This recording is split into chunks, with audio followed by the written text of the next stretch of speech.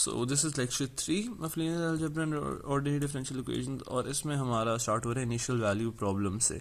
अब initial value basically क्या होती है कि at same points of x अगर हमें y की कोई वैल्यू गिवन हो, सेम पॉइंट ऑफ x से मेरा मुराद है मेरा देखो हम मुझे y की कोई वैल्यू गिवन है कांस्टेंट एट x नॉट, तो y की वो y नॉट वैल्यू होगी, और मुझे y प्राइम की कोई वैल्यू गिवन है एट x नॉट ही, तो वो कोई कांस्टेंट वैल्यू होगी। तो ये जो मेरी वैल्यूज है ना at same intervals of y, at same point of y, इसको मैं कहता हूँ इनिशियल वैल्यू प्रॉब्लम। अब अगर इसमें से कोई भी लेट से ये x नॉट पे थी और लेट से ये x2 पे है, या सेकंड जब x की वैल्यू 2 है तब हमें ये गिवन है, तो फिर वो मेरी क्या हो जाएगी, वो मेरी बाउंड्री वैल्यू प्रॉब्लम हो जाएगा। इसकी एग्जांपल एक ये है कि हमें given of y at x is equals to 2 और y prime at x is equals to 2, तो अगेन मेरा इनिशियल वैल्यू है क्योंकि दोनों मेरे सेम है। लेकिन अगर मुझे गिवन हो y at x equals to 1 and y prime at x equals to 2, तो फिर मेरा ये बाउंड्री वैल्यू हो जाएगा।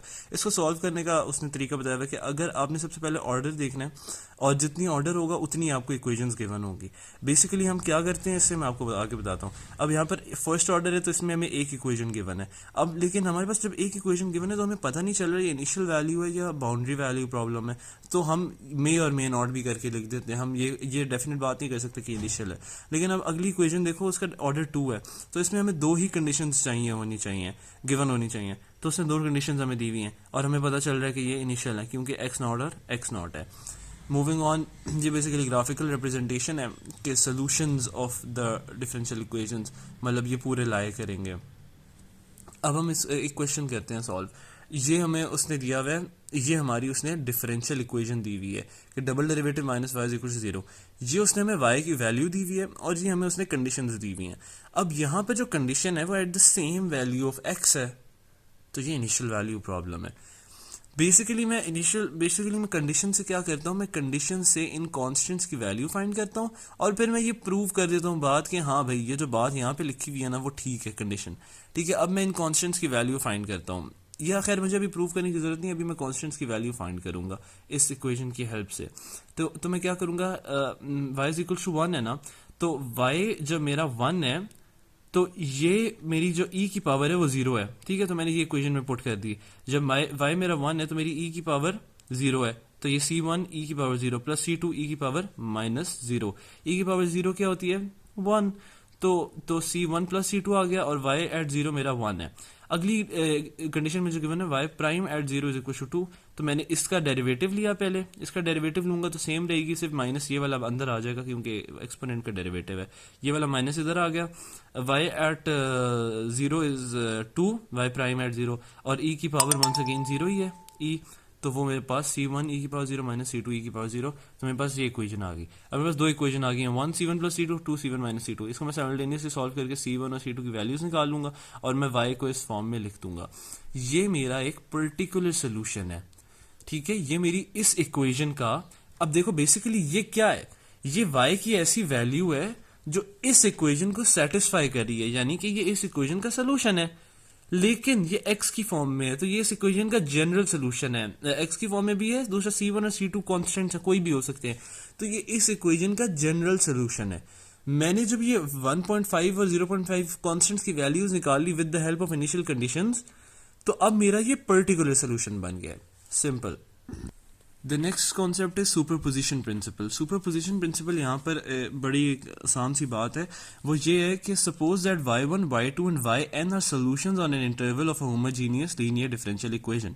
होमोजेनियस का क्या मतलब है कि यार उसका एक ट्रिवियल सोल्यूशन एग्जिस्ट करेगा और वो 0 होगा, और मतलब ये पूरी इक्वेशन है इज इक्वल टू 0 होनी चाहिए, इसके अंदर जो भी हरकतें हो रही हैं। उसके बाद लीनियर होनी चाहिए कि y की वैल्यू जो लीनियर, मैंने आपको पिछली वीडियो में भी कॉन्सेप्ट बताया था लीनियर, कि y की पावर 0 होनी चाहिए, y की पावर 1 होनी चाहिए, इसके साथ y वाली टर्म के साथ कोई और y मल्टीप्लाई ना हो रहा हो, और जो भी y के साथ टर्म आ रही हो बेसिकली फंक्शन ऑफ x हो, ठीक है। सेम वही हरकतें हो रही हैं यहाँ पर, ये लीनियर है, ठीक है, और होमोजीनियस भी है, ठीक हो गया।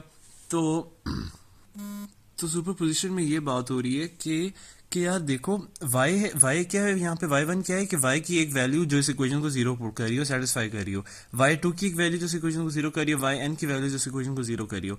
लेकिन सुपरपोजिशन प्रिंसिपल ये कह रहा है कि यार y1, y2 और yn इन सारों का मैं कोई सम लूं और बेसिकली मैं लीनियर कॉम्बिनेशन बनाऊं, यानी कि मैं कॉन्स्टेंट्स वेरी कर रहा हूं ना इनके, तो मैं इनका कोई कोई कोई सम लूं और वो जो वैल्यू है वो भी इस इक्वेशन को सेटिस्फाई करनी चाहिए, यानी वो भी इसको जीरो कर देनी चाहिए। समझ में बात, मतलब y1 पे इस इक्वेशन के क्या आंसर आ रहा है, y2 पे क्या आ रहा है, y3 पे क्या आ रहा है, उस सारे का मैं लीनियर कॉम्बिनेशन भी ले लूं ना, तो वो भी y का बेसिकली एक सोल्यूशन ही होना चाहिए। ठीक है, मतलब अगर मैं y1 in form of x लिखूं, यानी मैं ये वाली इक्वेशन उठाऊं y1 के लिए, y2 के लिए, y3 के लिए, और उसको किसी कांस्टेंट से मल्टीप्लाई कर दूं, तो वो भी मेरा एक सोल्यूशन आना चाहिए डिफरेंशियल इक्वेशन का, इस पूरे का सम। इसकी एक एग्जांपल देख लेते हैं। मतलब इसमें बेसिकली ये बात की हुई है कि यार कांस्टेंट मल्टीपल, अब y equal c1 y1 x है, तो ये c1 भी x सोल्यूशन होगा अगर y1 x सोल्यूशन है, मतलब मल्टीपल है ना कांस्टेंट, तो वो चीज़ भी सोल्यूशन होनी चाहिए।